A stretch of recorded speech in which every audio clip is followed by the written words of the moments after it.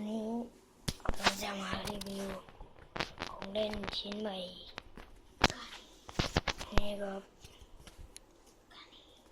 ของเล่นชิ้นใหม่เดี๋ยวให้ดูนี่ครับก็คือของเล่นใหม่ของผมจะมารีวิวเลยนี่ดูครับของเล่นใหม่ของผมไฟช็อตโอเคมาเล่นกันแล้วกันนะครับนี่ก็เป็นทีวีแบบโอเควันนี้ผมจะมาแสดงหนังเรื่องอุลตร้าแมนนะครับผมเราลองชมตรงข้าง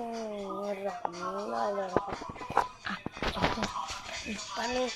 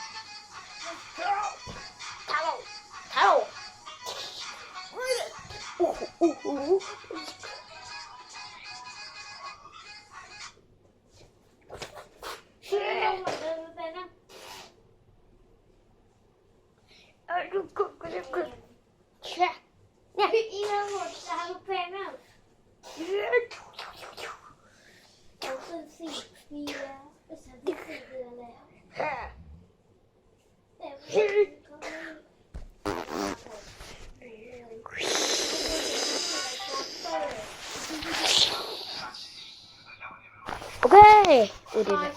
โอเค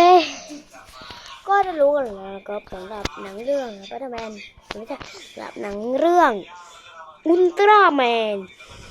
สำหรับนี้ต้องขอตัวลาไปก่อนครับสำหรับใครชอบคลิปนี้ก็อย่าลืมกดไลค์กดแชร์กดซับสไครบ์ด้วยนะครับบ๊ายบายแล้วไปเจอกันคลิปต่อไปอย่าลืมกดซับสไครบ์ด้วยนะครับ